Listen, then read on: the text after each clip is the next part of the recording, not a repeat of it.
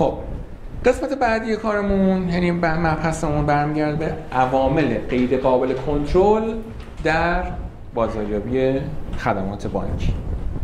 از کنترل خارج یه سری چیزا، یعنی هر چقدر شما بخوای اونها رو از قبل پیش بینی بکنی امکانش به صورت 100% وجود نداره. تا حدودی هست اما 100% وجود نداره.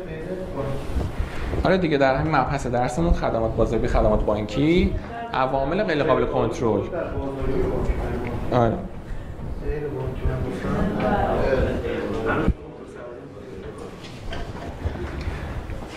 یکیش چیه بچه‌ها؟ اولیش جمعیت.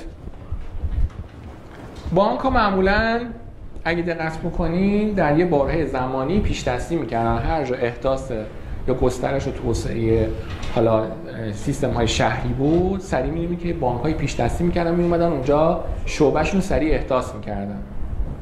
این خوبی داره، یه بدی داره.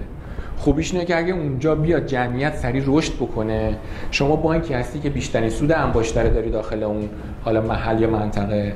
اما اگر رشد اقتصادی و رشد جمعیتیش کم باشه، شما شعبه اشتباهی رو تأسیس کردی و بازدهی لازم رو نداری. مثلا الان کی میدونه که مثلا در کنار دریاچه خلیج فارس اون بانکایی که اومدن شعبه زدن سودده یا زیانده؟ چون خیلی از خونه‌هاش فروش نرفته، اصلا خیلی از خونه‌هاش ساخته نشده. این باید چیکار کنه؟ بگی آقا رشد جمعیتی من فکر می‌کردم که اینجا بسیار کلان باشه، من میام مثلا چند شعبه احداث می‌کنم و میگه این اتفاق نیفته، این دست اون بانکه نبوده، این پیش بینی کرده ممکنه که این شعبه تا چندین سال زیانده باشه، اصلا سودی برای اون بانک نداشته باشه. حالا اون بانک هست که تصمیم میگیره این شرایط رو تحمل بکنه یا اصلا ببنده بره. برای همینه بچه‌ها خیلی شعب چی ان؟ استیجاری ان. نمیره شعبه رو بخره، اجاره میکنه. برای چی اجاره میکنه؟ بانک دیگه پولم که داره، چرا پول اجاره میده؟ مگه بانک جابجا هم میشه؟ آره، امروزه میبینیم که بانک ها به راحتی شعبشون جابجا میشه. فکر اینجا رو میکنن که اگر زیانده شد، اون شعبه به رشد جمعیتی اونجا نخورد، من سریع بیام چیکار کنم؟ خودم بکشم بیرون و شعبه رو جای دیگه احداث بکنم. پس اگه گفتم دلیل استیجاری بودن شعب، برخی شعب در مناطق خاص چیه؟ باید بگین چیه؟ عوامل غیر قابل کنترل نظیر جمعیت.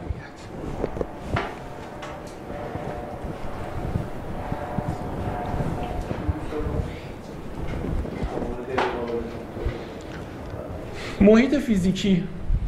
محیط فیزیکی بچه‌ها کلام بهش نگاه کنیم. یعنی چی محیط فیزیکی؟ یعنی اینکه بر فرض مثال امروز شما میری بانک فلان شعبه یک کشوری رو تأسیس می‌کنی. این هم فیزیکیه هم سیاسیه. خب محیط فیزیکی و سیاسی. می‌بینی که پس فردا سیاست‌های کل کشورت با اون کشور به هم خورد. شعبه رو باید تعطیل کنی بیای. روزی که داشتی تأسیس می‌کردی همه چی خوب بود. الان خوب نیست. بعد سریعا چیکار کنی؟ نسبت به جمع‌آوریش اقدام می‌کنی. اون دست بانک نیست، دست سیاست‌های کلی دو کشوره. پس محیط فیزیکی یک بانک و سیاسی و حالا آپشن سیاسی های یک کشور منجر به این میشه که شما اون کاری که میکنی غیر قابل کنترل باشه. برای همین همه بانک‌ها در همه کشورها شعبه ندارن، چون احتمال میدن که ممکنه دچار مشکلاتی باشن که تحت سلطه و اختیار خودشون نیست. عامل فرهنگی هم گزینه بعدی بچه‌ها. عوامل غیر قابل کنترل که بهتون گفتم برای اینکه تحت کنترل درش بیارین باید چیکار بکنین؟ فرهنگی مثل چی بود بچه‌ها؟ در مورد صحبت کردیم 2 جلسه پیش.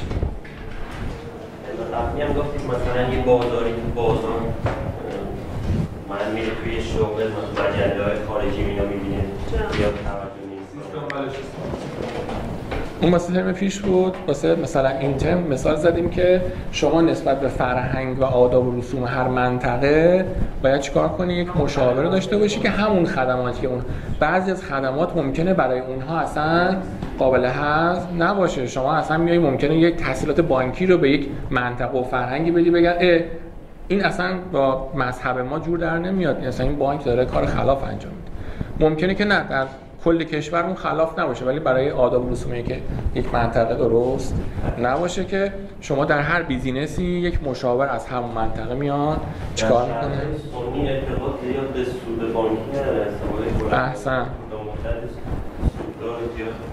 بعد خیلی بچه‌ها دقت میکنن که این پولی که شما دارید بهشون میدید کجا داره مصرف میشه. در سطح کلان طرف میاد مثلا میگه من اگه چندین میلیارد مثلا حالا فلان پول واحد هر کشوری هست، کجا این داری مصرف میکنی؟ تو کارآفرینی داری مصرف میکنی یا نه داری مثلا میری تو بورس شرکت میکنی؟ اگه تو بورس من نمیذارم پولمو اینجا، اما اگه کارآفرینی میکنی، احداث کارخونه میکنی، چند تا کارگر میان کار میکنن، اینا من پولمو میذارم.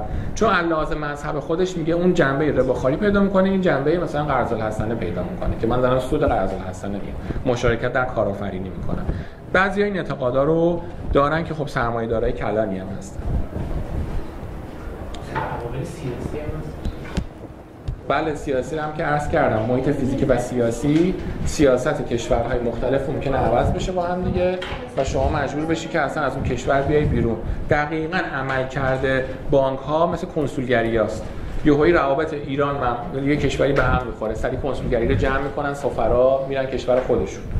بانک‌های خارجی معمولاً وقتی میخوان برن داخل کشوری باید تمام این عوامل رو چیکار کنن؟ در نظر بگیرن.